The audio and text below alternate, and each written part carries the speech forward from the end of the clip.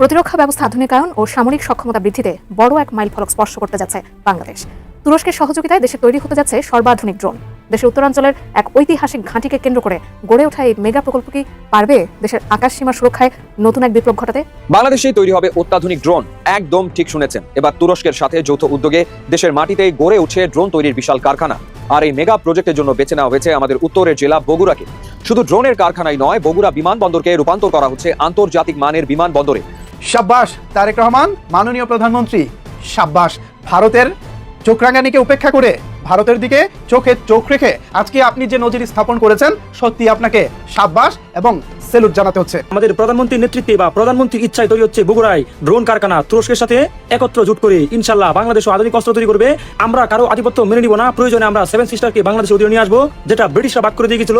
সত্যি সরকার একটা সাহসী পদক্ষেপ নিয়েছে এবং অসাধারণ একটা কাজও করেছে এবং যথেষ্ট ঝুঁকি নিয়ে কাজটা করেছে। ভারতের সীমান্ত ঘেঁষে তুরস্কের অস্ত্র কারখানা, উদ্বিগ্ন দিল্লি। বাংলাদেশে তৈরি হবে ড্রোন। অবিশ্বাস্য হলো এটাই সত্যি। তুরস্কের সহযোগিতায় বগুড়ায় গড়ে উঠছে ড্রোন কারখানা। খুব শীঘ্রই আকাশে উড়বে মেড ইন বাংলাদেশ ড্রোন। দেশের এমন বড় অগ্রগতিতে সত্যি গর্ববোধ করছি, আলহামদুলিল্লাহ। দিল্লি যা কোনোদিন কল্পনাও করেনি, ঠিক সেটাই আজ ঘটে গেল। ভারতের কোটি কোটি ডলারের এক বিশাল বহুল প্রতীক্ষিত স্বপ্ন এবার এক নিমেষেই ধূলিসাৎ হতে চলেছে। ভারত মহাসাগর আর বঙ্গোপসাগরের বুকে একক রাজত্ব কায়েম করার জন্য ভারত যে অতি চতুর এবং সুদূরপ্রসারী চালটি চেলেছিল, এশিয়া আর ইউরোপের 5টি দেশ মিলে সেই চালটি আক্ষরিক অর্থেই উল্টে গেছে। আসসালামু আলাইকুম। দক্ষিণ এশিয়ার রাজনীতি পাল্টে দিতে এক ঐতিহাসিক সিদ্ধান্ত নিল বাংলাদেশের বর্তমান প্রধানমন্ত্রী তারেক রহমান।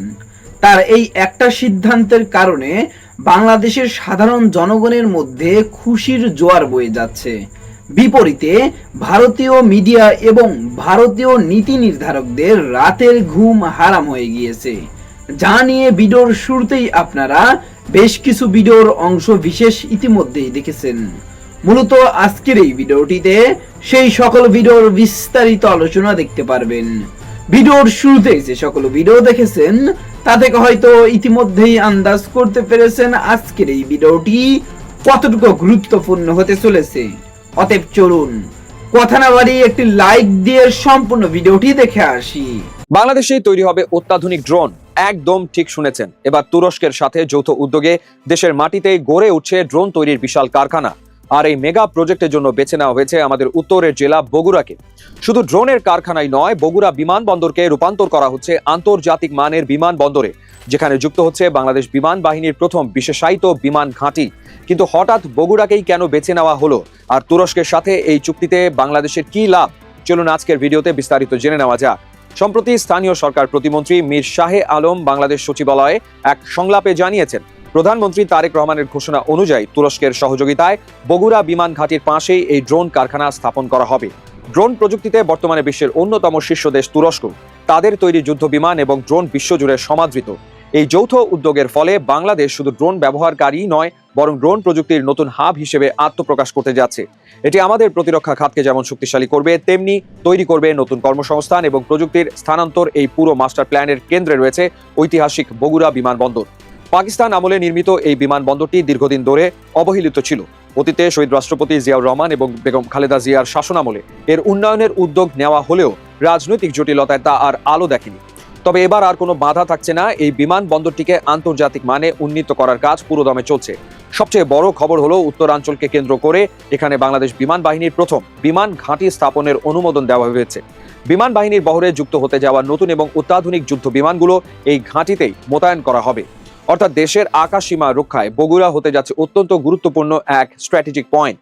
বগুড়া দীর্ঘদিন ধরেই উন্নয়ন বঞ্চিত ছিল। স্থানীয় সরকার প্রতিমন্ত্রী মীর শাহে আলম অত্যন্ত আবেগ জড়ানো কণ্ঠে বলেন, এলাকার উন্নয়নের জন্য কাজ করা কোনো অপরাধ নয়। অতীতে রাজনৈতিক কারণে অনেক প্রতিষ্ঠান এমপিও ভুক্ত করা হয়নি। তবে এবার বগুড়াকে আর পিছিয়ে রাখা হবে না।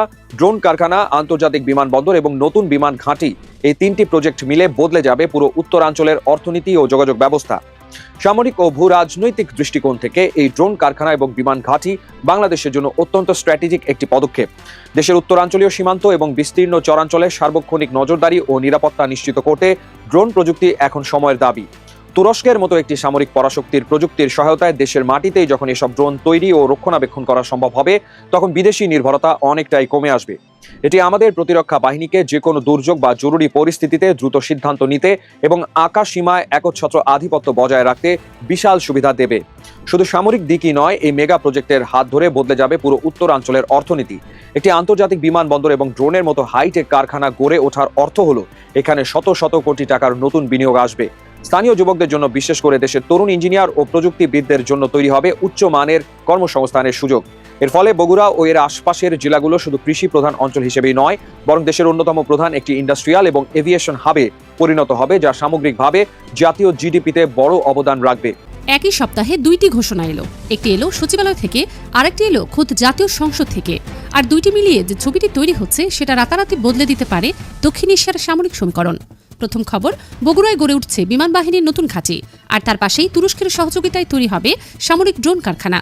দ্বিতীয় খবর, জাতীয় সংসদে প্রধানমন্ত্রী নিজে জানিয়ে দিলেন আগামী 10 বছরে সশস্ত্র বাহিনীর জন্য বরাদ্দ থাকছে প্রায় ৮৬,০০০ কোটি টাকা।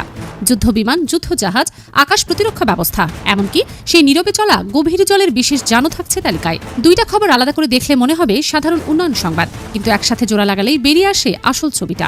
বাংলাদেশ যেন একসঙ্গে দুই দিক থেকে নিজের সামরিক শক্তি গড়ে তুলছে। একদিকে নিজের মাটিতে অস্ত্র তৈরির সক্ষমতা, আরেকদিকে বিদেশ থেকে সরাসরি অত্যাধুনিক অস্ত্র কেনার বিশাল পরিকল্পনা। আর সবচেয়ে বড় বিষয় হলো, এই পুরো পরিকল্পনার কেন্দ্রে আছে তুরস্ক, যে দেশটির সঙ্গে পাকিস্তানের বহু পুরনো সামরিক সখ্যতা, আর কাশ্মীর ইস্যুতেও যাদের অবস্থান নিয়ে বারবার আপত্তি জানিয়েছে ভারত। ঠিক সেই তুরস্কই এখন বাংলাদেশের সঙ্গে হাত মেলাচ্ছে সবচেয়ে স্পর্শকাতর সীমান্তের কাছেই। আর এর মাঝে উঠছে একটা প্রশ্ন, যেটার উত্তর অনেকেই জানেন না ঠিকভাবে। ভারতের সেই বিখ্যাত চিকেন নেক কি সত্যি এবার হুমকিতে পড়তে যাচ্ছে, নাকি পুরোটাই বাড়াবাড়ি করে বলা একটা গল্প?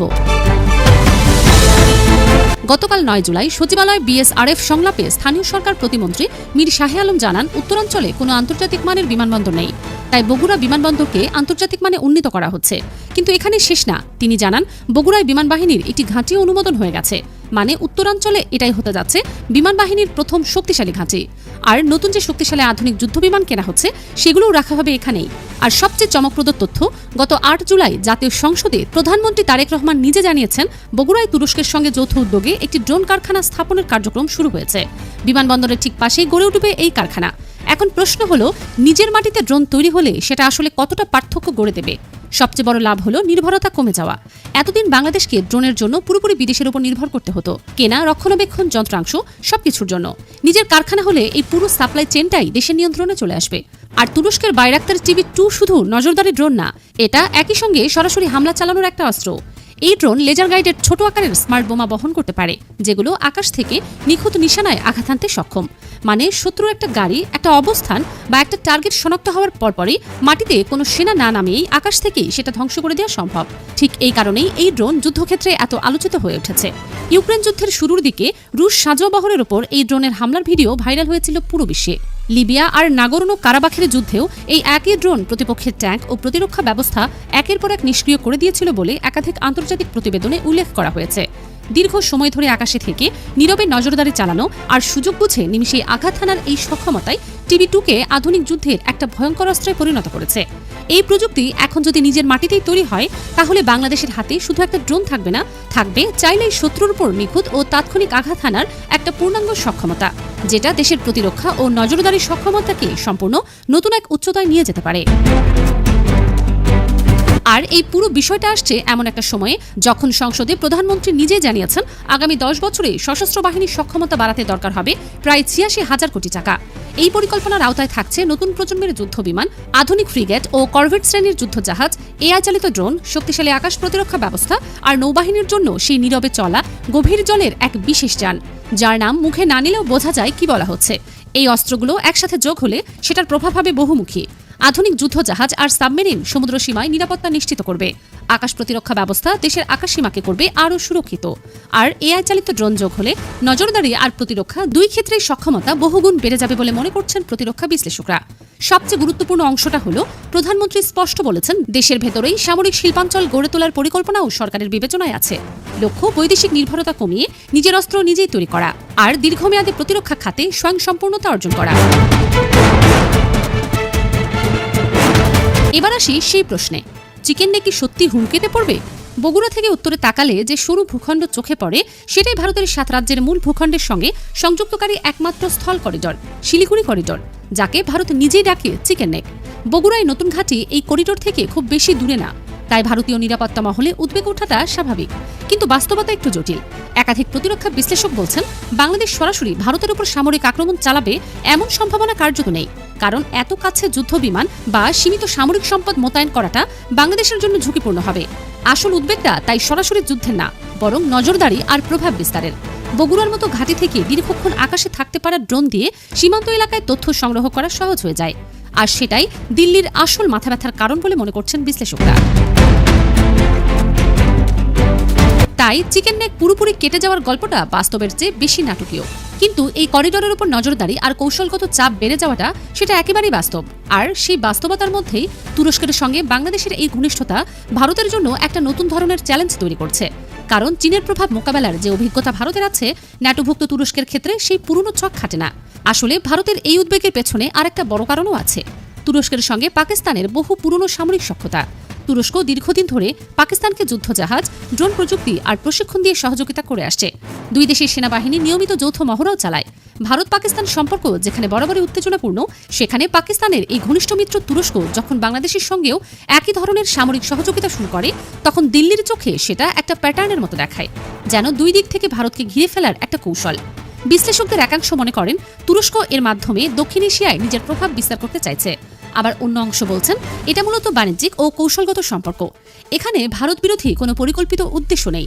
তবে বাস্তবতা যাই হোক, পাকিস্তান তুরস্ক সখ্যতার প্রেক্ষাপটে বাংলাদেশ তুরস্ক এই নতুন সামরিক সম্পর্ক ভারতের নিরাপত্তা বিশ্লেষকদের কাছে বাড়তি সতর্কতার একটা কারণ হয়ে দাঁড়িয়েছে। আর এই অবিশ্বাসের একটা পুরনো ইতিহাসও আছে। কাশ্মীর ইস্যুতে জাতিসংঘের মঞ্চে বারবার পাকিস্তানের পক্ষ নিয়ে বক্তব্য দিয়েছেন প্রেসিডেন্ট এরদোয়ান, যা নিয়ে প্রতিবারই কড়া প্রতিক্রিয়া জানিয়েছে নয়াদিল্লি এবং একে ভারতের অভ্যন্তরীণ বিষয় হস্তক্ষেপ বলে আখ্যা দিয়েছে। ভারত পাকিস্তান উত্তেজনার সময়ও তুরস্ক বরাবরই এক ধরনের পাকিস্তান ঘেঁষা অবস্থান নিয়েছে বলে ভারতীয় কূটনৈতিক মহলের অভিযোগ। ফলে যে দেশটি বছরের পর বছর কাশ্মীর প্রশ্নে পাকিস্তানের পক্ষ নিয়ে ভারতকে চটিয়ে এসেছে, সেই একই দেশ এখন বাংলাদেশের সঙ্গে গুরুত্বপূর্ণ সামরিক অংশীদারিত্বে জড়াচ্ছে।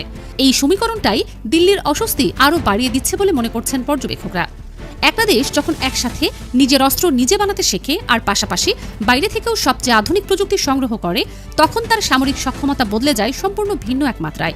বগুড়ার এই ঘোষণা আর সংসদের ৮৬,০০০ কোটি টাকার পরিকল্পনা মিলিয়ে বলছে একটাই কথা, বাংলাদেশ এবার প্রস্তুত হচ্ছে নিজের শক্তিতে দাঁড়াতে। দর্শক, আপনারা গতকাল প্রতিমন্ত্রী শাহে আলমের একটা প্রেস ব্রিফিং নিশ্চয়ই শুনে থাকবেন। তিনি বলেছেন যে বগুড়ায় তুরস্কের সহযোগিতায় ড্রোন কারখানা হতে যাচ্ছে। আমরা জানি যে বহুল আলোচিত তুরস্কের সহযোগিতায় ড্রোন কারখানাটির বিষয়ে তারেক রহমানের নেতৃত্বাধীন সরকার ইতিমধ্যে চূড়ান্ত সিদ্ধান্ত গ্রহণ করেছে, কিন্তু এই সম্পর্কে বিস্তারিত তথ্য আমরা জানতাম না। প্রতিমন্ত্রী শাহে আলম তার কাছ থেকে আমরা জানলাম যে বগুড়ায় এয়ারপোর্টের পাশেই এই ড্রোন কারখানার জন্য বিভিন্ন কর্মযজ্ঞ ইতিমধ্যে এগিয়ে গেছে।